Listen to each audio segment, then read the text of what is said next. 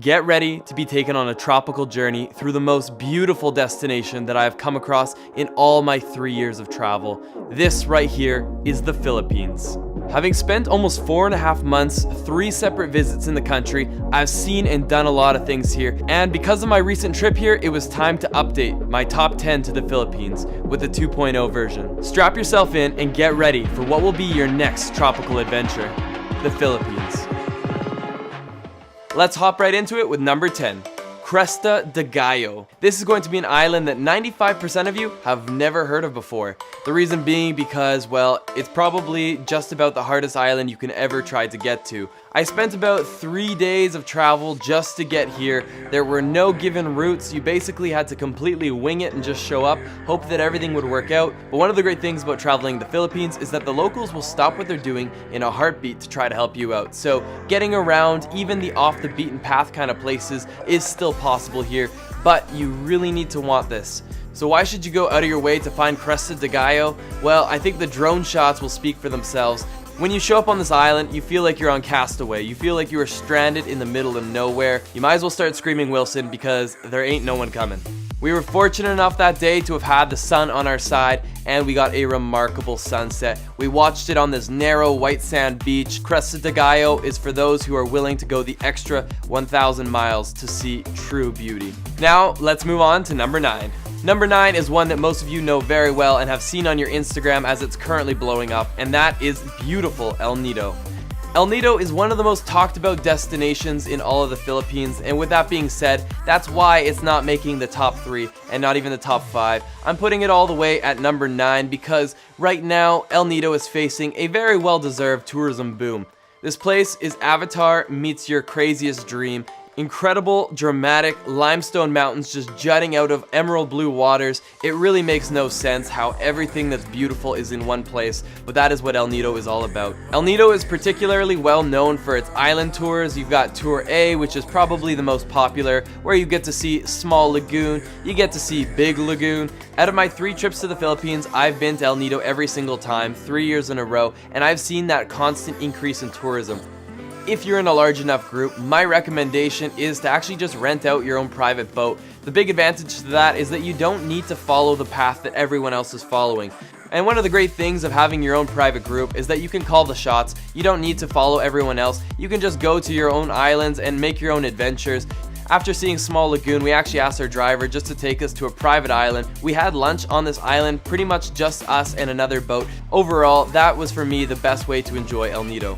But one warning is that you might miss out on the social atmosphere that can happen when you have a great tour group.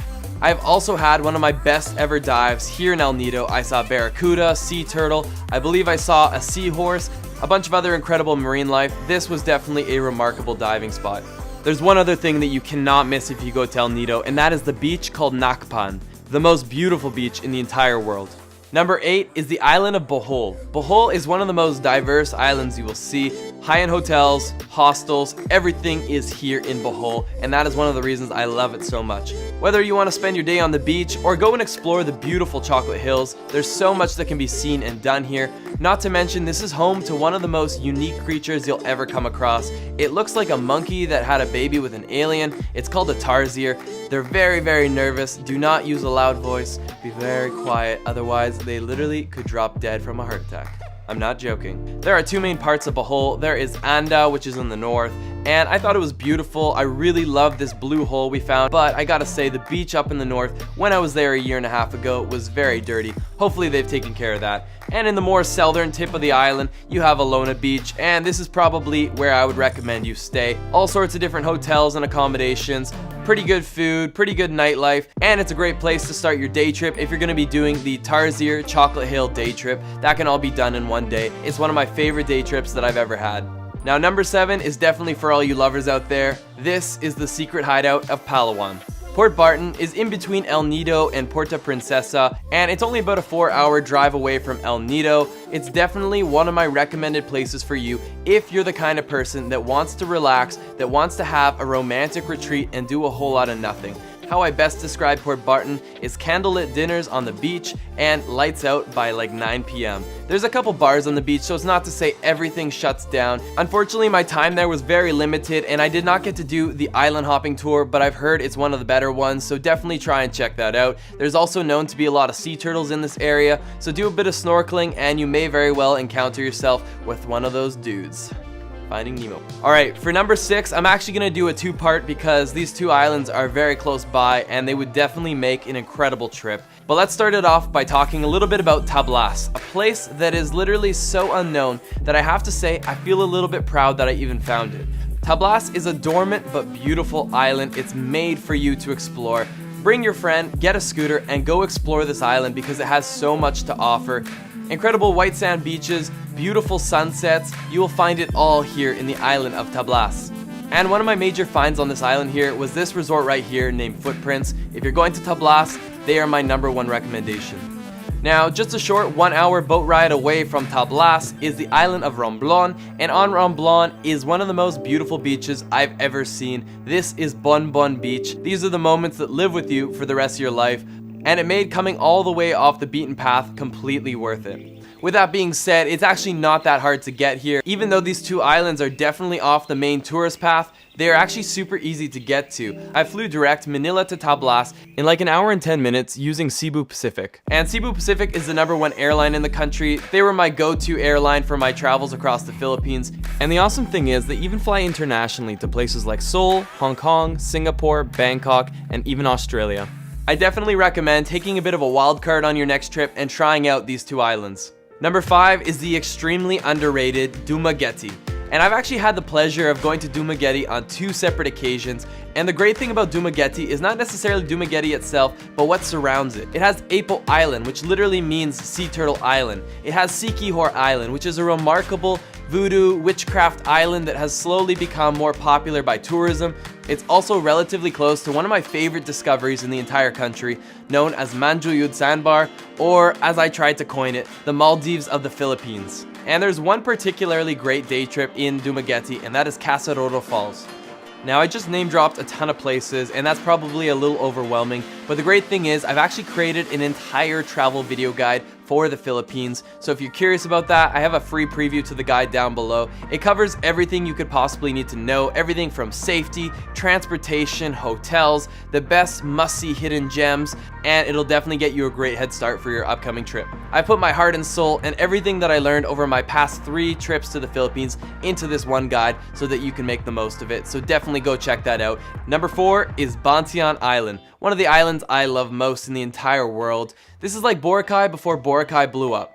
Bantian's not exactly the easiest island in the world to get to, but the slight challenges that come with getting there are 100% worth it. That seems to be a trend here. The more you put into getting there, the more you're gonna enjoy it, and typically it also means the less people that will be there. And if you're like myself, it's great to have a beautiful white sand beach to just yourself and a handful of other people. For me, that's what travel is about. It's about experiencing the things that few others have seen, and Bantian is certainly one of those places. You'll definitely want to rent a motorbike because the island could probably take you as much as like 5 to 6 hours just to go around. It is definitely a full day trip just to scratch the surface of this island. The people of the Philippines are extremely kind, and it doesn't matter what road you follow down. Typically, they always greet you with a massive smile, and don't be afraid to pull over and actually have a conversation with them. I remember in Bantian stopping at a random little market and just sitting down and having a beer with a few of the guys. Even though there was a bit of a language barrier, they really appreciated me making the effort to talk to them, and for me, it was one of the highlights of my entire day. So definitely try and make friends with the locals.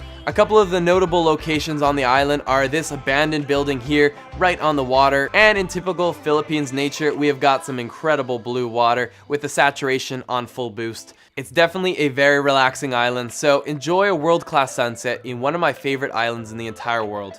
Alright, we are now heading up to the podium. The bronze medal, number 3, is going to Barian. Nothing but beautiful blue water that's formed its way through the rocks. You can do some incredible cliff jumps into the canyon. The water has even eroded away at some of the rock, and it's made for some crazy water slides that go right into the refreshing waters. Now you would think this would be the end of the experience, but there is actually a cherry on top, and that is at the very end of the canyon, you arrive at what is the greatest waterfall that I think I've ever seen. This right here is Kawasan Falls, also known as the Gatorade Factory. Weather dependent, when you visit, the bluest of waters will be flowing into this little area at the very end, and this is the result. It's definitely becoming a bit more of a mainstream destination, so try to coordinate and figure out the low times to visit, but even if you have to share it with other people, this is still an unforgettable experience. Now most people would celebrate if they got a silver medal, if they made the podium, but Karan, please don't cry. You're still extremely beautiful. Number 2 is going to the dreamy island of Karan. Look at these drone clips, look at these lagoons, look at this water. It is very similar to what you saw in El Nido, but the remarkable thing about Karan is that it's not as busy as El Nido. So everything that was great about El Nido is here, but with less tourism. Only 2 of the 11 lakes on the island are accessible to the public. Not even the locals can swim in those other 9 sacred lakes. There's a lot of history here, and there's even said to be a giant octopus that swims in these waters, so always be looking behind you when you're in the lagoons.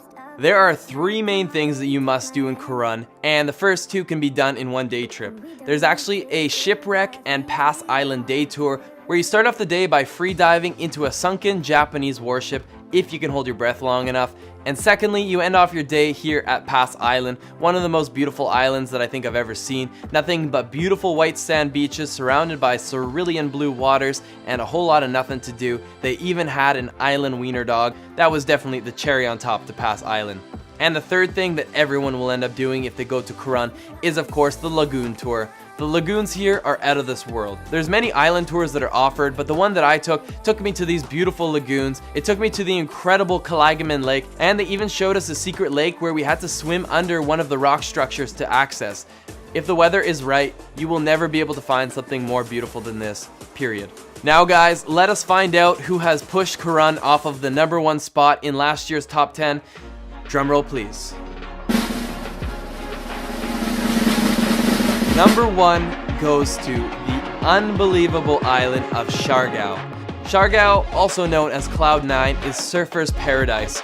Right off of the ocean, you're getting incredible waves crashing in on the shore. This is actually where I had my first ever real successful surfing day, and for me it was a very rewarding experience. My nipples were a little chafed, but we're not going to get into that, and luckily the surfing is just scratching the surface. There is so much that you can do here in Siargao. There's some great hostels, some amazing hotels, and the